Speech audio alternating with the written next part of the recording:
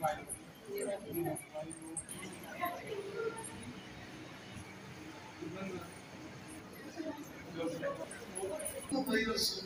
आमे दुखरे आमे जर्जरित एपटे कौसी महागो आनंद भई निरानंद करुणा निरानंद वर्ण को सृष्टि करी तार अर्थात ए वर्ण सृष्टि करने पूर्व से गुण सृष्टि करछंती एवं कर्म सृष्टि करछंती। ए गुण होची प्रकृति, गुण होची प्रकृति, त्रिगुणात्मिका प्रकृति। आम प्रत्येक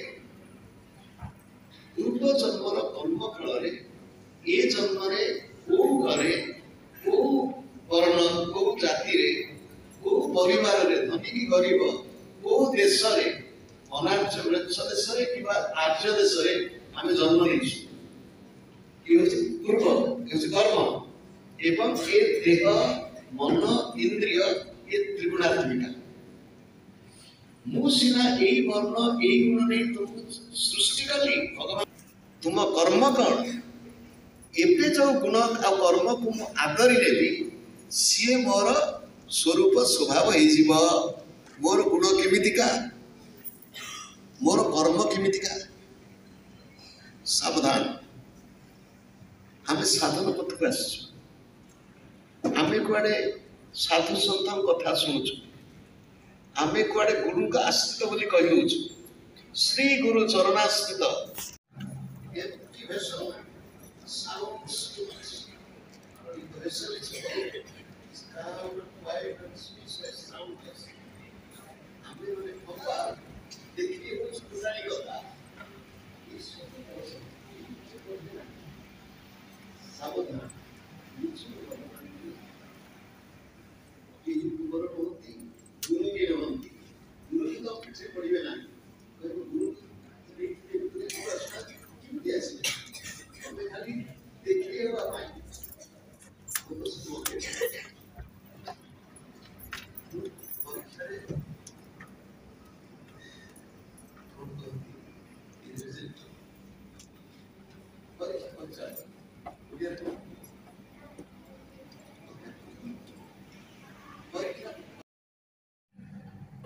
आमको साधक होगा पड़े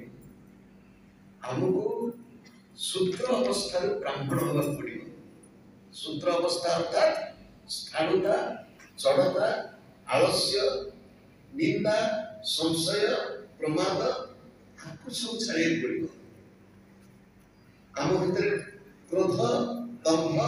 कल्प अहंकार आपको छाड़े पड़े आप कल्पना करूँ कथा प्रसंग कहू गोटे विचार आस विचार तो भगवान दिखते आस निज विचार चमड़ा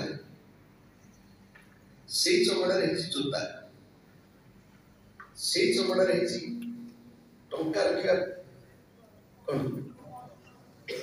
मुणी से चमड़ा अंटारे बांधा कमर पट्टी से चमड़ा मृदंग जोता पादुका चमड़ा अंटारे बांधा कमर पट्टी जहाँ को तुम बेल्ट बोली कहूछ से भी चमड़ा कम पैसा मुणी जहाँ को पर्स बोली